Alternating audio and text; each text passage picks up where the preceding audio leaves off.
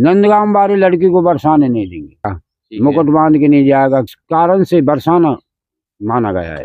राम राम जी, मैं आपका अपना अमित बॉस नरवाना और इस वक्त मैं मौजूद हूँ बरसाना के अंदर। तो प्रणाम बाबा जी। नमस्कार जी, प्रणाम, धन्यवाद।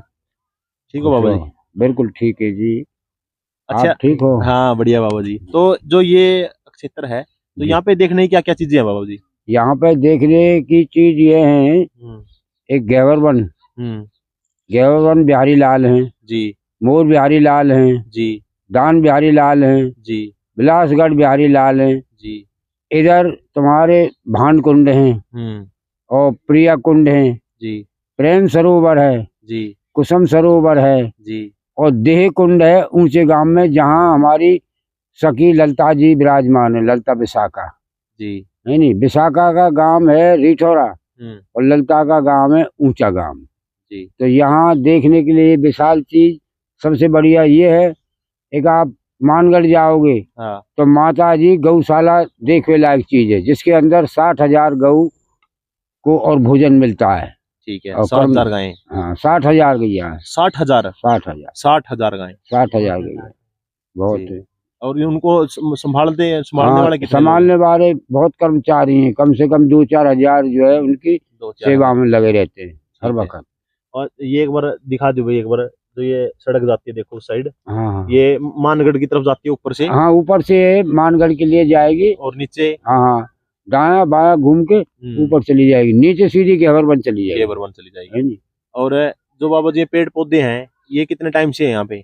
ये तो जब से भगवान का अवतार हुआ है जी, 5,500 वर्ष से ये पेड़ पौधा है। अच्छा। जैसे इंसान बुढ़ा होता है हाँ, और फिर बच्चे उसके होते हैं जी, इसी रूप से ये बच्चे पैदा हो रहे हैं इनके। देखो भाई, ये छोटे पेड़ देख सकते हो आप। ये छोटे पेड़, इधर देखो पीछे देखो कितने हैं पतले पतले पेड़, इधर घुमाओ। 5,000 वर्ष पुराने हैं। देखो इस साइड दिखा दो एक बार, छोटे ये पतले पतले पेड़, ये नए आने लग गए अब नए आने लगे, ये पुराने खड़े हैं, ये जभी के हैं। ये जैसे पत्थर पे पत्थर देखो उस साइड दिखाओ। हाँ, ये पत्थर पे पत्थर रख रखे हैं, इसका क्या कारण है बाबू जी? ये ऐसा है जो परदेशी आते हैं जी, तो उनके भाव और प्रेम होता है जी, जो बहुत बहुत दूर से आते हैं लोग बाग, तो वो कहते हैं कि हमारे एक ब्रिज भूमि में जी, और बढ़िया एक मकान बन जाए, हमें बांस बरसाने का मिल जाए, जी, है नहीं। तो ब्रिज के बारे में आप वो बता रहे थे 2 शब्द, क्या शब्द थे वो बताइए एक बार।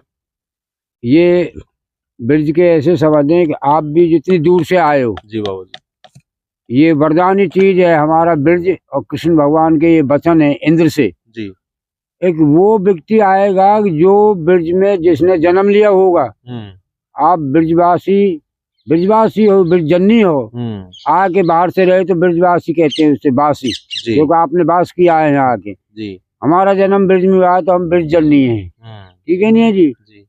और तो 5,500 वर्ष पहले जी, किशोरी का जो अवतार हुआ श्री कृष्ण भगवान का हुआ, तो उसी वक्त उसी संगठन में थे हम, उनके परिवार मानो या ब्रिज में रहे, समझो कैसे भी।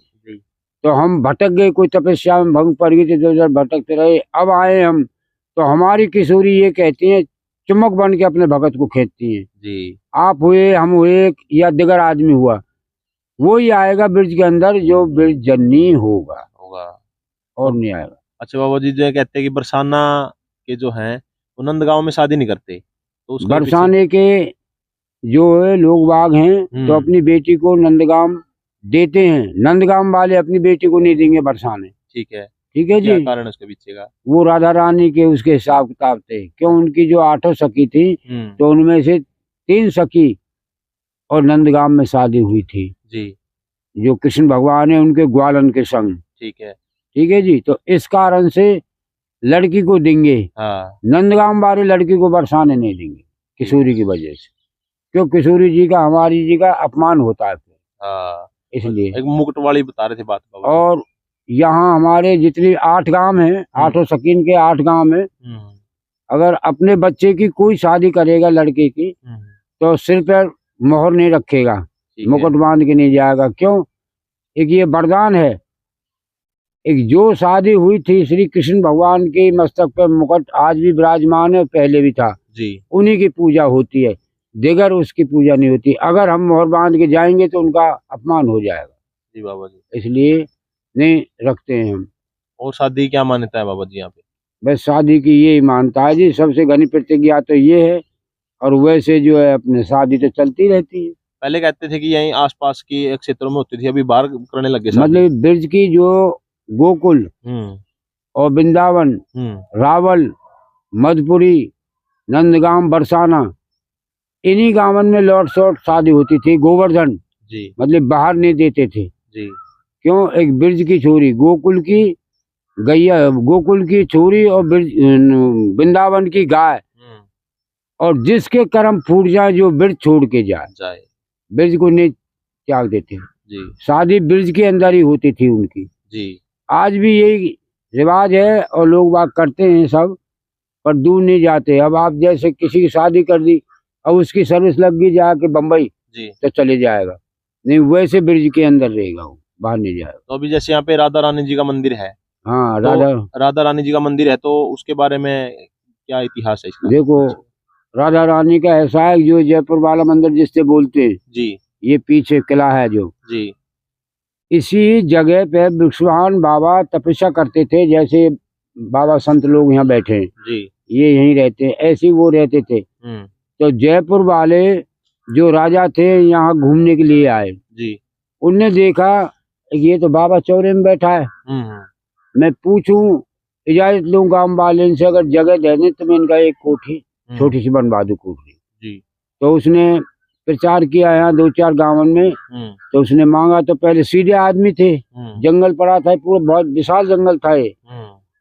तो गांव वाले ने कहा जी ठीक है तुम बनाओ जी। तो ये पहाड़ के ऊपर उन्होंने सफाई की और सफाई कर एक किला बनवा दिया जी। जो विश्वान जी का खेरा है गांव, वो तो ऊंचा गांव है, यहाँ ऊंचे गांव के पास है। और राधा रानी का जो किला है वो उनका घर है, वही उनका निज घर है जी। और उनके दादी दादान का सिड्डीन से नीचे उतर के, फिर उससे नीचे चल के 8 सकीन का है जी।